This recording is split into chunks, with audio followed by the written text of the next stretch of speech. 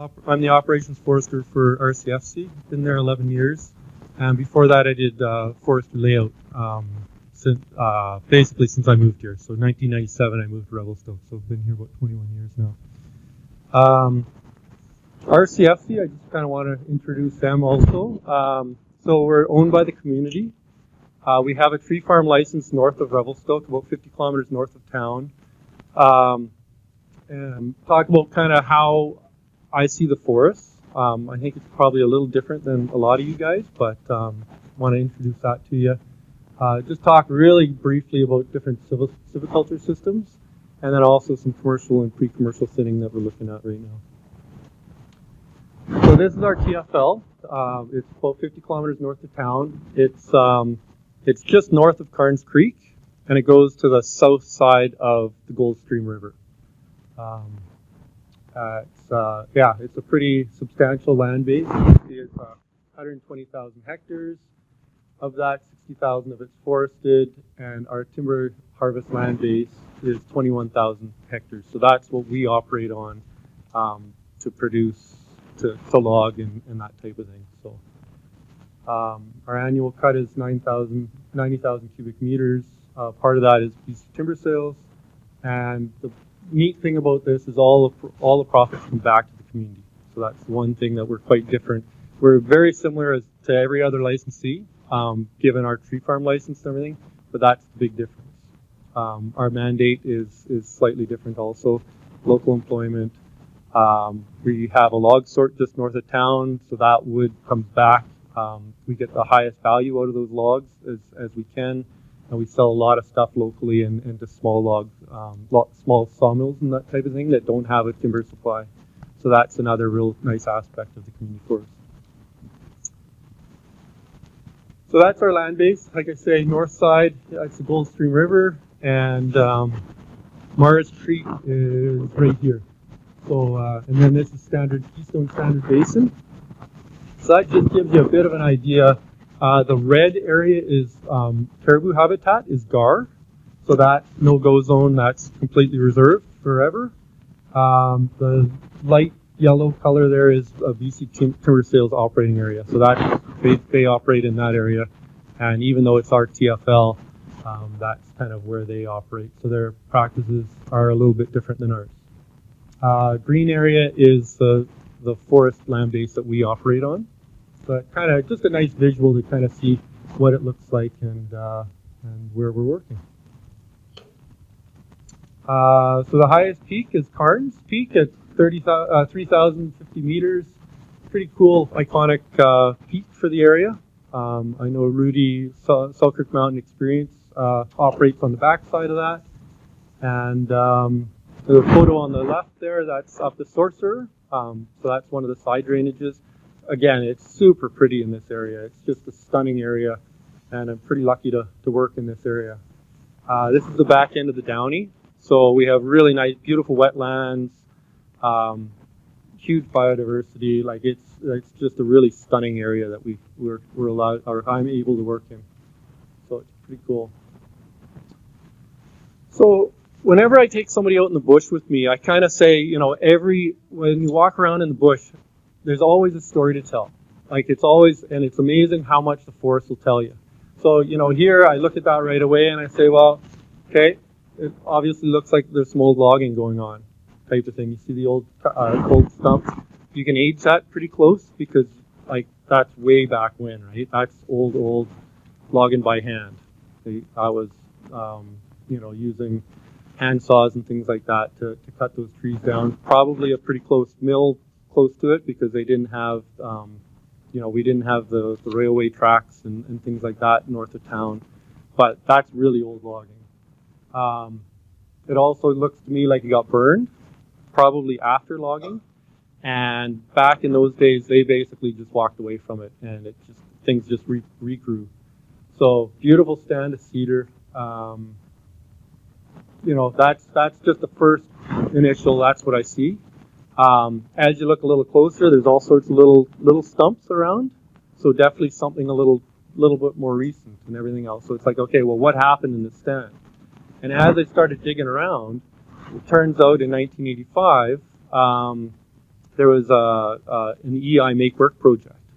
So basically, if you were collecting EI at the time, they threw a chainsaw in your hands and said, okay, we're going to go do some thinning. So and basically it was just go down and cut down anything this size or smaller and all deciduous. So they just ran around, and in some areas it's beautiful like this. In other areas it looks horrible. It's just a big brushy mess, and there's trees look terrible and everything else. And what that tells me is this worked. Why did it work? It's wet, it's moist, all those types of things. In the other area it's super dry, and we have root rot. So, you know, like that's just walking in this one stand, right? Another area, old shake blocking, right? We see that a ton up north of town, and for some reason they didn't quite come and grab their work. So kind of a cool photo. On the right here, just a simple step pool. Like we see this all the time in streams around this area, and what it does is it's nature's way of slowing down momentum on a stream. So what we've done now to incorporate this is where we have real issues with our roads, we put a log on the outside, and so that we can maintain access. So basically, by putting the log down, you're creating the same type of thing where you have quite a flat level area above, and it holds material back. But if you get a flush of water, which we tend to do at every freshet, that water just runs right over, and it maintains that nice flat level. So that's what we can incorporate into our roads, is because nature just taught us how to deal with those types of things. So there's so many things out in nature when you're walking around the forest that tell you these really cool things, and then you're like, wow, hey, that makes total sense. So it's pretty cool little, you know, keeping your eyes open and trying to tell the story, right? The spot over on the photo on the left, you know, I'm guessing it was either cut down, that big cedar tree was either cut down or it was blown down. So you look at what angle is it at, okay? You look around and all the trees are pointing the same direction. It tells you where the wind blows from all the time, where we have major events. So then when you're designing cut blocks or those types of things, you know, okay, that prominent wind that's always pounding this stand is always coming from that direction. So now you can modify your block so that you can utilize that, right? It's like, okay, so if the wind's coming at this angle, I'm not going to put up a cut block square to it. I'm going to either feather the edges, or I'm going to angle a block, or I'm going to use some topographical feature that will minimize that blowdown. So there's all sorts of things as you're walking through that tells you that. Kind of a cool photo. We were walking around the bush one day, and it was like, holy, look at that. And it was all scratched up from a bear, right? So it's like, oh, okay. So all of a sudden you're looking a little bit more, and okay, what else is around here? Making sure that he's not coming back and maybe marking his territory. Photo on the right, trees don't grow like that, right? See how crooked everything is? So as soon as you walk into that stand, you go, whoa, what's going on? And then you start looking a little closer, and it's instabilities. So those trees are hundreds of years old, and they're still standing, but barely. So you know that that's a really unstable hillside. So that's like, jumps out at you right away, that it's like, wow, okay, there's something going on. And then as you start picking around, it's like, oh, look at that tension crack, you know, look at that over there. And you can actually cordon it down to an area that you're like, okay, wow, there's some really weird, crazy geological stuff going on. And then for me, I call a geoscientist type thing, geotech, and you walk it and you're like, okay, what's going on here? What caused this and everything else? And it's just totally natural, but you definitely don't want to be building a road in there. You don't want to be logging that area because it's already really sensitive the way it is. The last thing we want to do is go in and mess with that, because that's just going to cause a slide. So, you know. Huh? No. So if you look really closely, I thought the exact same thing. I thought, what are these guys, like, who did that and what was going on? Because you can see the top cut in the bark and then the lower. And if you look on the left side, there's a trap, a little leg hold trap. So, yeah, like that's an old, like that tree's healed over. So you can imagine, you know, that's probably 40, 50 years old right there, and it's totally healed over because they used to notch the tree, and then they put the trap right on that edge, and then when they were trapping for fur, right? So kind of a cool,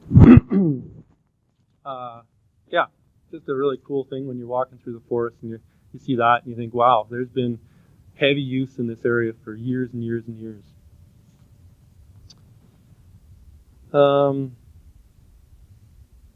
So yeah, past inhabitation, you know, like quite often we have a lot of mining activity up north of town, so you're looking for those types of things. We're always looking for First Nations, you know, any sign of First Nations inhabitants or anything like that.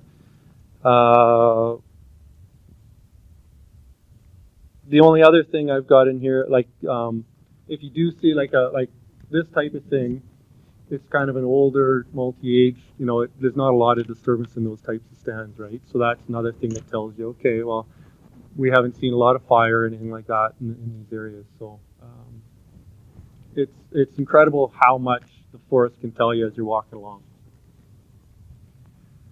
So that gets me into kind of the forestry piece of it now. So the picture on the right is a white pine. So that's a natural white pine that's that sprouted, or well, this is a 1975 plantation, so it's 45 years old. So, and beside it is a little cedar tree. So the way our forests work is you can see all the pitch and everything on the pine. So that pine's going to die. It's going to die of blister rust. So you really see this a lot in the forest. So that cedar tree's been sitting there and it's just growing a little bit every year and it's just hanging out under there. And as soon as that pine dies, it's going to take off. And that's how the trees grow in this area. That's how eventually, if you leave the area, it will grow towards, it'll only be cedar and hemlock. If you let it grow and there was no disturbance in this area, that's what's going to come out. And cedar and hemlock are the two trees that will grow underneath the stand. You know, so they don't need a lot of light to grow, and they're just waiting for that opportunity to pop. And you see it. The photo on the left is exactly that. Is exactly this situation where that tree grew and grew and grew, and you can see how tight these little rings are. Eh? All the way along here, it's super tight rings, and then right there, something happened, and that's what happened because I actually found the stump that this tree came from, and there's a dead white pine right next to it, and it was the coolest thing because it's like, wow, okay, again, it's telling me a story, right? What's going on in the forest?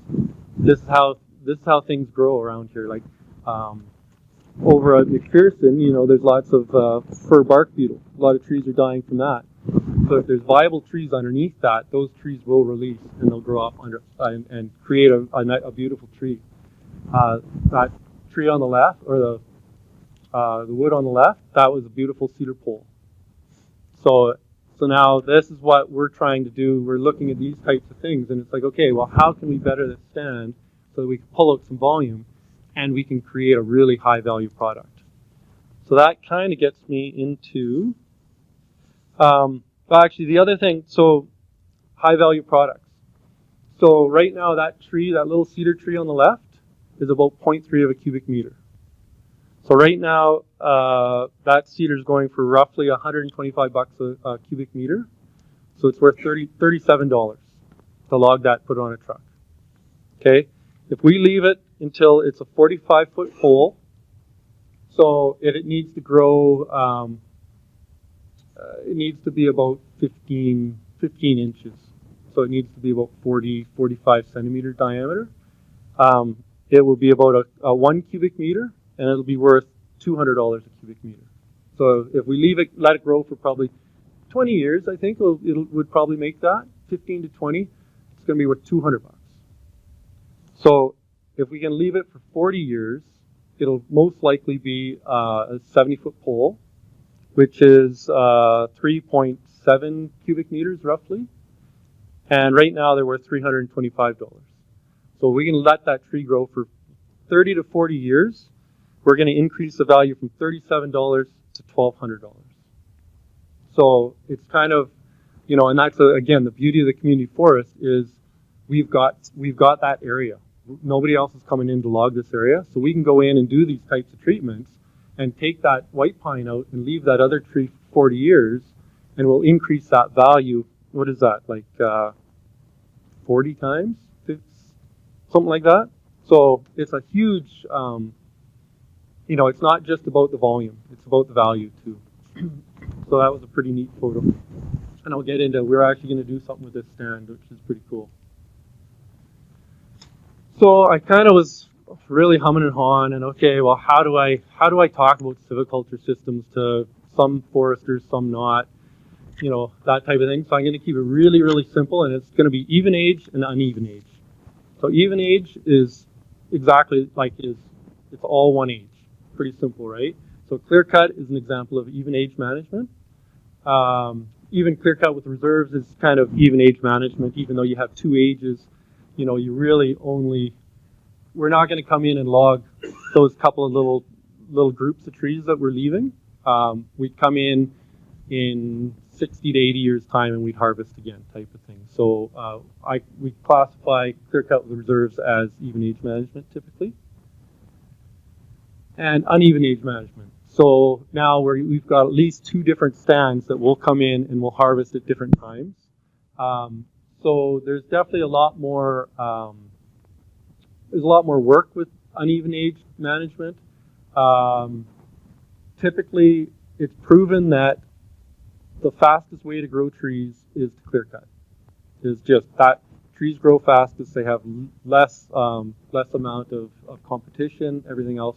So as foresters, if we're just growing volume, that's what we want to do. We want to clear cut it. We want to replant it, come back, cut it again in 60 to 80 years type of thing. Uneven age management is going to be for other values, right? So it could be timber quality. It could be just like I was talking about with that cedar tree. We want to let that cedar tree grow and put on way more volume in order for it to be worth more. At the same time, you've got biodiversity, you've got visuals, we've got great habitat. You know, there's a lot of other benefits to uneven age management. And, you know, I guess in my perspective, you need both. So that's the quick talk. So partial cutting is definitely, you need to figure out what your objective is before you ever want to proceed to, okay, you're walking through the stand and it's like, well, do I clear cut it? Do I partial cut it? Like, what do I do? And it really comes down to what's your objective. And around here, you know, we got visuals, we got recreation, we got all these other things. In our TFL, we don't have that many constraints. Ungulate winter range is another big one that they have down here, that you need to leave so many trees around so that the snow interception can basically get rid of some of the snow, so that the deer and everything can have an area to forage throughout the winter. So those are all the different objectives, and then you can kind of apply. It's like, okay, you know, this is what I want to do here. So in this block, it's beautiful cedar, and some fir and some spruce. But I found there was a lot of cedar, like that smaller stuff that we were talking about, and it's beautiful tall stuff, but it's worth way more by leaving it than it is to take it now. So what we did up here is kind of what's called a thin from above. So we went, okay, anything that's not going to increase its value, we're going to take now. And anything that can increase its value, we're going to leave. So it was awesome. We're measuring these beautiful big cedar trees that didn't quite make a 65-foot pole, and we left them for next rotation. So with this one, we have regen. Basically, we planted underneath this. So what we're trying to do is we're trying to create this multi-age stand that'll be growing over time and everything else, and we'll be able to come in every 20 years and we're going to be able to pull out some more timber. In the same breath, every time I walk this block, this is the same block, after logging, it's amazing the wildlife that's in this, just everything. You walk through it, it's just a stunning area. And it's just an example of what can be done, right? Like, we don't have to have clear cuts everywhere. This is a nice alternative. It increases value for us. We do get some volume out now. So we took big cedar poles and we took some hemlock and we took some fur out type of thing. So we know that the fur is starting to die out because of fur beetle. So that's just a great reason. Like, let's emulate what's actually happening naturally in the forest. And that's what's going on. Is fur beetle, these stands are about 100, 120 years old. Fur beetle's starting to come in and kill them. And that's just a natural process that happens. And so if we can harvest that that volume out before it happens, before the trees die, we're pulling out volume. We're emulating nature, and in my mind, it's a win-win. Same thing. So tons of deer scat up in that block. It's amazing. We were walking the block a few times, and I had some guys from Parks Canada out there, and we look over, and there's like 3 bears running down this whole face here, and it was mom and 2 cubs type of thing, and just tons of bears, tons of deer, and everything. Pretty cool. So photo on the left, same thing. So kind of what I was talking about, the story, right? So what happened was fire came in, cleared it off, created the next generation of timber. It's 100 years old, and that's what we decided to do. Again, the fire-scarred trees are a pretty good indicator of what's going on. So another block we did, this kind of the big picture in the middle. That's an area that we decided we wanted to do this similar type of treatment, where we wanted to go in, take some volume out, and underplant with cedar. For some reason, so we took about the same amount of volume, did very similar treatments. We can't get the trees to grow back in this other block. Why? I haven't figured it out. I've tried different seed stock. I've tried different species. It's totally open. The biggest difference in this block is it's dead flat. So if you think about like a 30 or 40 meter tree standing there, and the shade that thing produces as the sun's going over, you can still look up and you see tons of light and everything else. So it's just one of those things that it's just a real mystery. So sometimes it doesn't exactly work how you hope that it will, but you walk through it and you try to figure out the story again, right? Is what's going on, what's the difference? I've taken a pile of foresters out to this block too, and it's just like, I don't know. It just doesn't make any sense. But so they're not all going to be this beautiful, like this stand on the left. Like that's my happy place. Like when I'm having a bad day, I go walk around there, and it's like, wow, it's awesome. It's really neat to see when it works, and sometimes it doesn't. So when it doesn't, then you got to figure out, okay, how can I treat it? I'm lucky enough to have my basically the forester before me tried a lot of things, and that's coming up. I'll show you some of those things he tried, and we've gone back to some of them and like, yeah, this didn't work. So how do we treat it? We ended up we cut a couple of blocks, clear cut it with some leaves, and it still looks really nice, and the plantation's cranking back, but it didn't meet the objectives we were trying to meet. So then it's like, you got to, okay, 10 years later, we got to address that, what's going on. And again, it tells you the story, right? You walk through 10 years later, and you go, ooh, there's all this hemlock coming up, and there's, a lot of, there's not as many trees coming up as there should be. So how do we deal with that? And you kind of modify your response a little bit that way. So this is kind of a real cool new project that we've got going. The top is actually, it's not 2 photos stitched together, it's pano. And it was the coolest thing because it's this line in the forest. Like, you just never see lines in the forest like that. So right away, again, like, what's going on? And you look over on the left, and there's a whole pile of little bits of wood down on the ground. And it's been pre-commercial thinned. So that block, so this area was logged in 1975. In 1997, they did a pre-commercial thin. So pre-commercial thin just means that you can't pull out any value. So you're just thinning the area facing the trees, and you just let it tip it straight down the hill, let it break down on the ground type of thing. A commercial thin is actually, we're going to pull value out of that stand. So that's going to help pay for some of the logging, and we want to leave the stand better than we came in for it. So again, really cool photo because right-hand side is not treated, left-hand side is treated. So right away, look at the stem size. The trees are way bigger in the treated side. There's fewer of them. In the right-hand side, it is just dark. Like there's nothing growing on the understory. It's even in places it's tough to walk through because you almost have to walk sideways. The trees are so close. But it's incredible. Like that stand on the right is we can't really go in and do anything economically from a forestry perspective. But the one on the left we can. So again, that was kind of that pine with that little cedar growing next to it. So that's what we're going to go in is because the pine's dying anyway, so we want to harvest that now. There's also a lot of hemlock in there, which hemlock's not a very high value tree in forestry. We obviously want to keep some for biodiversity, but if we can pull out some of the hemlock, which is a low value tree, plus some of the dying pine, we're going to leave more area for those other trees. So again, I was really, really lucky to have somebody that was ahead of his time before me as a forester because he did a lot of these treatments, and we can look back at it now and go, wow. So that was 20 years ago.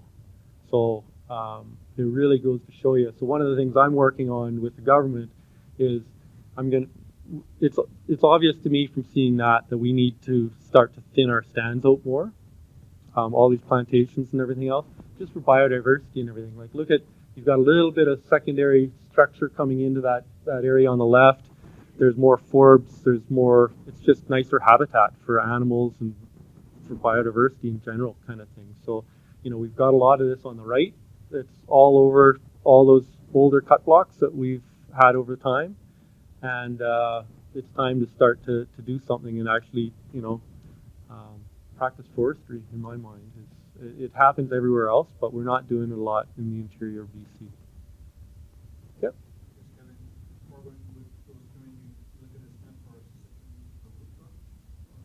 Yeah, for sure. There's that photo has a lot of fir in it, but most of it is cedar hemlock. So we don't worry as much about that. It's still a concern though, right? Like you could, and you don't want to open it up too much because then you could create blowdown.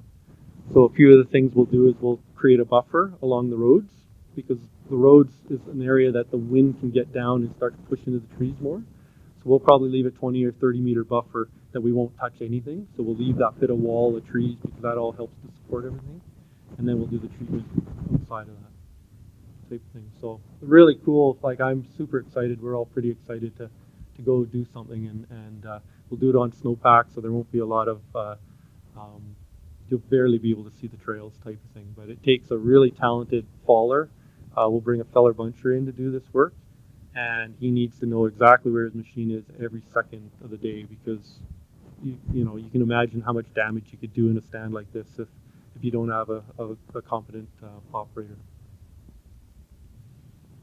So this is it's kind of a cool thing. We learned this in forestry. Like when I was going to school, we learned this kind of stuff, and I was like, never really using it. And so it's just a stand density management diagram for red cedar, and you can get this for every species out there. But it kind of shows you, again, it tells you a story. So this stand started. This is exactly what that stand that you just saw. This is what happened. It started out, it's around, it's just under 4,800 stems per hectare. So that's a lot of trees in there. And these trees, like everything grows so fast in Revelstoke, it's amazing. You open things up and you get tons of trees coming in. So that's where it started. And then how you do is you follow this line up, and this is the growth. So if it kept on going right here, so this line here is, this is the density range for maximizing CAI. So that's cumulative annual increment. So we want to be in that band because that's growing trees as fast as they can grow. So that's what this kind of bluish line is. This the pink line is the lower limit for imminent competition mortality. So as soon as those trees get into that, they start fighting each other and they start dying. Okay, so we want to stay out of that. Is kind of the idea from a forestry perspective. And then these lines here are diameter. So here's 10 centimeters, 15 centimeters, 20 centimeters. And this, going this way, is height. So this is 8 meters, 10 meters, 12 meters. So when Dell went in and did this logging, the pre-commercial thin, there was 4,800 stems, and they were 10 meters tall. So he took it up to here, and he went over, and they cut it down to about 1,500 stems per hectare. So then it starts to grow at this trajectory here, and you can see he got back into the cumulative annual increment, which is where we want to be, but we're not quite at the imminent mortality. So it's perfect. It's a great place to be right now because we don't have mortality, but if we leave it for another 4 or 5 years, we're going to get into that, and then we're going to start to see trees die. So then what we're going to do is now we can take this over. So now those trees are 22 meters tall, and so we're going to go over and we're going to cut it down to about, this is about 550, 570 is kind of where we're going to, is our target. And so that'll take us over to that growth trajectory, and then it'll fire up from that. So our goal is eventually to have a whole pile of cedar poles, which is super high value. It's just, you know, it's the ultimate forester's dream, or for making my job easier, that's for sure. So probably in another 20 years, that's when we'll get back up. So we'll be looking at, and you can see here, we're actually starting to lose some stems right here because we're going to cut it down to 570. When it hits this line here, we're actually down to 500. So at that time, we're going to be 500 stems per hectare. It's going to be 45 centimeter diameter, and it's going to be 34 meters tall. And I thought, how can anybody forecast this, right? And the crazy thing is, when we figured out what our the other thing that's on this side is the mean tree volume. And I thought, okay, you know, sure, it's a nice diagram and everything else. When you measure the trees that are out there, they're 0.4 of a cubic meter right now. So if you look at right where we are, based on height and number of stems, and you cut across on this line, it says 0.4 of a cubic meter. And it just blew me away because, like, so this is also actually for cedar on the coast.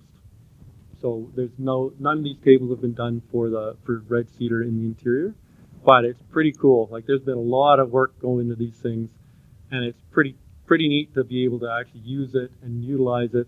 And in 20 years' time, I'm hoping somebody else will be coming in and kind of reaping the rewards of what we've done. So, you know, so in my perspective, we're going to pull out some volume now and some value. We're going to make the stand better by culling out some of the poorer quality trees and everything else. We're still going to leave wildlife trees and all those types of things. But it's going to be able to enable us to come into the stand again. And it's going to give foresters in the future options. So you don't have to come in and clear cut this in 20 years' time. You can go in and partial cut it like we did in those other stands. You can do all sorts of things. You know, the one thing with clear cutting is it doesn't give you any options. You clear cut it, you're coming back in 60 to 80 years' time. You partial cut it, you're going to have options. And some of your options are, yeah, it didn't work, now we got to clear cut it. But at least you've got that option, right? And again, I'm lucky. We're not all about quarterly profits and those types of things. Like, we can try these things and go, ooh, this didn't work really well here, but okay, yeah, we'll do this or we'll do that. So it's nice to have some versatility as a forester working for the community. You're going to plant in 20 years, or so in this stand here, we're just going to go in and we're going to log it, and then we're just going to walk away. And we're hoping that the logs will pay for the logging, and then you're really going to reap the rewards 20 years time.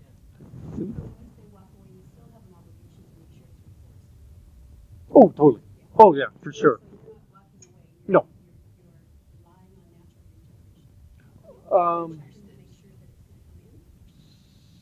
Say that again?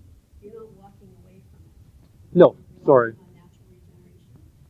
you're going to check In this block? Yeah. No, in this block we will there's no regeneration obligations because we're just thinning the trees. Because you're leaving enough volume. We're leaving, exactly. We're leaving tons of stems that are going to grow into that stand management.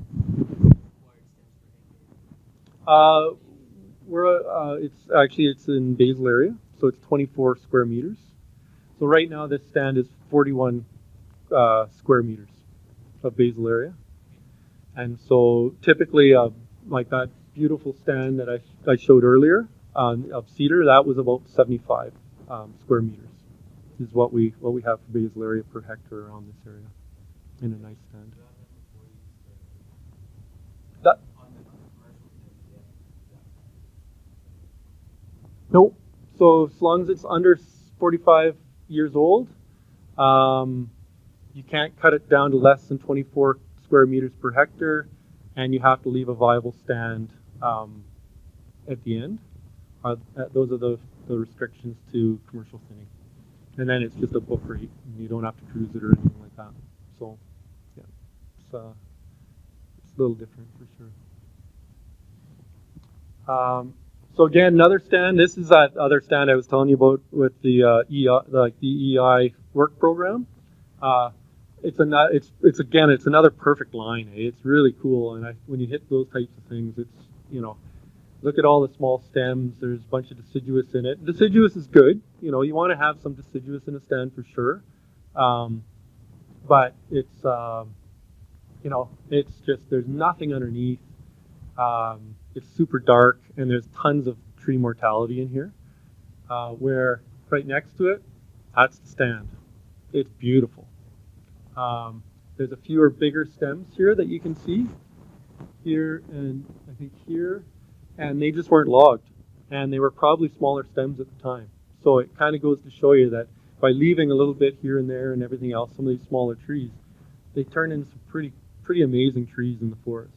But it's incredible the difference, right? That to that is basically it's pre-commercial thinning.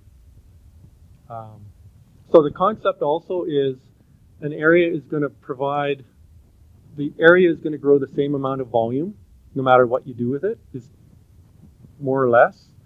So with thinning, you're going to actually just put more volume on fewer trees is the whole concept, right? And it's not exactly that, but that's kind of the rule. And it produces a pretty cool thing. So as you can tell, I think I'm pretty passionate about what I do. I'm super lucky to work for the community forest, and it's pretty neat to take people out in these stands and show them. And you can just stand there and you can go, okay, next time we're going to come in and take that tree and that tree and that tree. 20 years from there, we're going to take that tree and that tree. And you can just see, right? There's all these trees this big right now that in 10, 15 years' time, they're going to be this big. And that's going to be a 65-foot pole. So we'll be able to come in and take huge value out. Not a lot of volume, but huge value. And then there's trees like this. And then in 30 or 40 years' time, those are going to be those trees. So you can just see, and it's just that. And you can go through the different, typically it's 4 or 5 cycles is kind of what we're looking at. And we're getting these trees growing up underneath. So that's going to be the future crop tree in the in 80 or 90 years' time. So it's really neat to see. And yeah, anytime. So we kind of have a really open door policy at RCFC. Like if anybody has any issues or want to come talk about forestry, just come talk to us. We're in the you know where Megan Hutton? We're right between Dose and the Beer House.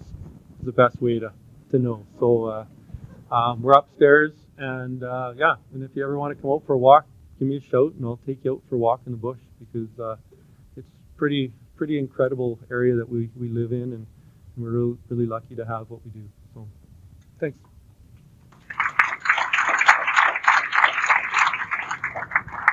Does anybody have any more? I definitely mark. I've been marking most of the trees, but you kind of work with the faller, and like Jim Scott does a lot of this type of stuff for us.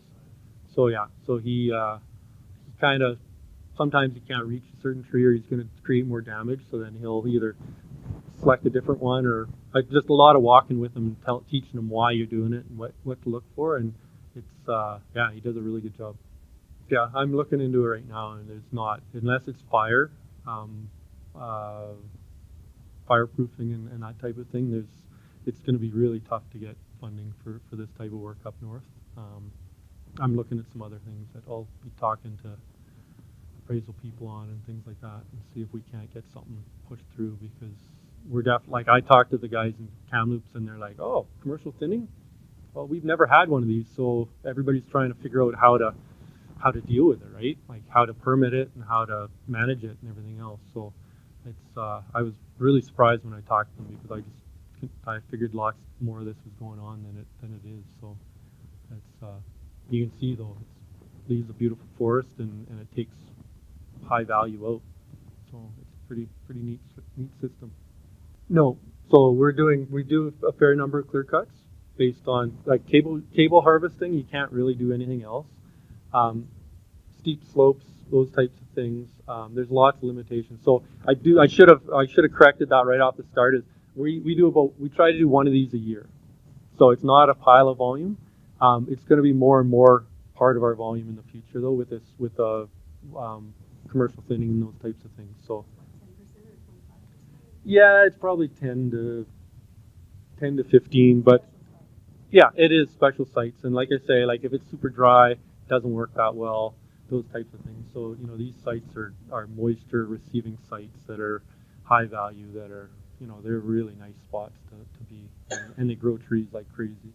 Tanker's halfway up the tree half the time, and it's kind of, there's just nothing. We plant resistant stock now, resistant white pine. So we still plant a lot of white pine on our TFL, and it seems to be pretty good. So it's just the natural stuff, like even pruning to 6 meters, you're still having mortality to it. So it's pretty tough to deal with. John?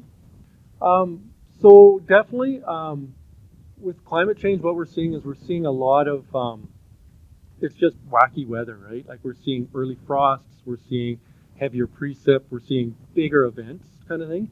So that's where partial cutting is really nice. Like the taller trees kind of insulate those lower trees, kind of keep the heat in a little bit, so that when we have frost events, we're not seeing these trees dying on us under the canopy in these partial cuts.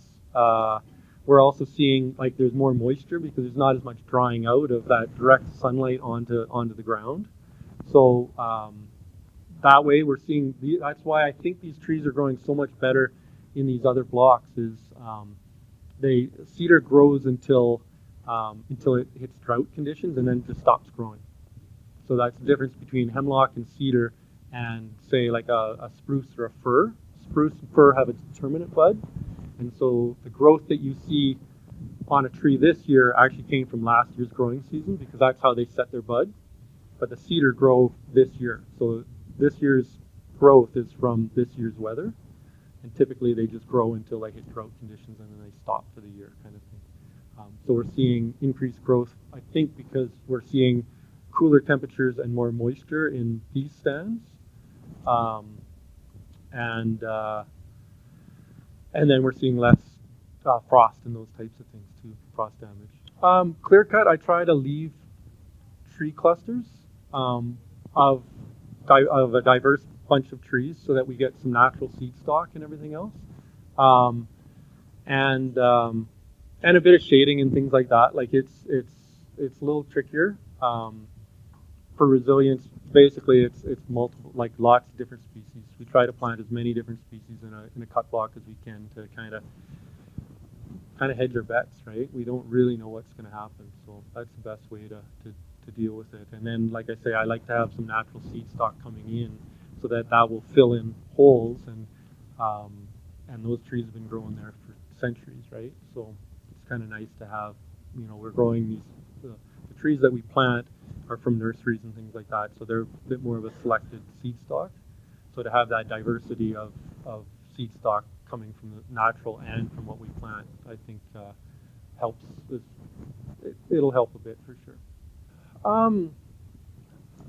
We consider it for sure. Definitely on a dry south aspect, we're planting heavy to fir, white pine, even some larch.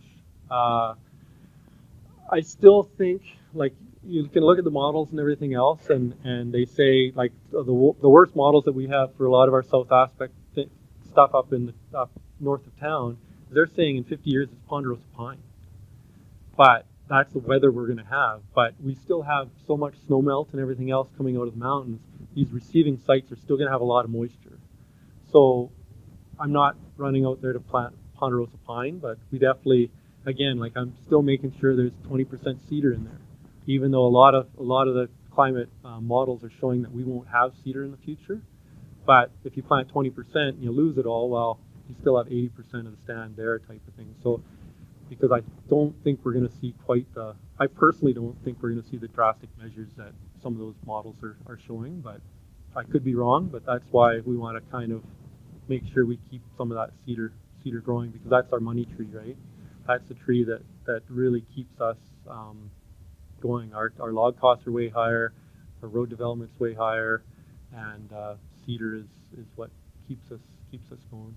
For us, like I said, with our commercial thinning, I could see that being a third of our cut in the future.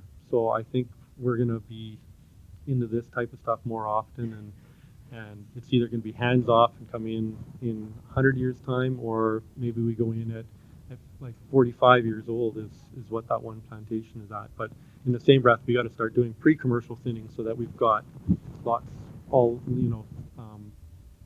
we always have areas to go to. But I do, personally, I see this happening a lot more, especially with all the caribou concerns and everything else. Yeah, like the topsoil and litter and things like that. Oh, there totally is. We get a bit of blowdown and we get things like that in this. So you still get that coarse woody down, and it's important to leave that stuff, right? And for the ants and the critters and salamanders and everything, right? Just for biodiversity. You don't want to, and regrowing. Oh, for sure. And then a lot of the stuff too will, quite often they will skid the full tree out, but quite often they'll leave branches and that type of thing. So that all decomposes back into the ground and that type of thing. So yeah, no, for sure. Yeah. And then on snowpack, it's amazing. You can go into an area and you're like, how'd they log this? And because there's no sign of anything, and it's just when you float on top on the snow, you do very little disturbance. And in the same breath, you're not creating any seed bed for natural trees to grow back in. So it's a real balance of, we want a little bit of disturbance, but we don't want to have where you look and you go, man, everything is disturbed. But a little bit of disturbance here and there is actually a really good thing, because you can imagine blow down, the roots flip up, spread soil around, seed drops on. That's how the trees re-sprout type thing. So yeah. Well, yeah, deciduous is typically. It's a bit of a, like, because we have certain guidelines that we have to get those trees up to a certain height without trees being overtopped and those types of things. So that's something that right now, the rule is the rule, and we got to have X number of trees growing without deciduous overtop. So it's something that definitely needs to be talked about with the government, that, and you still don't want to, yeah, I think there's a balance in there that we can find at some point, but we're just not quite there yet. So, but the other interesting thing is burning, right? Like that's a whole nother thing, is what they're finding is by burning areas, 20 years later, a fire comes through and it doesn't burn that area. Like it's that whole, but broadcast burning and smoke in the air in the fall is kind of, isn't a real popular thing to have right now, but things are evolving again, and we'll see where it goes. We do a few we've done a couple with the Ministry of Forests, and bigger broadcast burns, and the trees are beautiful. Trees are like 3 or 4 years later, they're massive. So it helps that aspect, and it reduces fuel loading. So what we did was we connected a couple blocks that had been burnt in the past, and then the block we logged, we burnt that. So we kind of made that connection. So it's a good fire break, that if we do have a fire rip through the valley, it's going to stop there, kind of thing.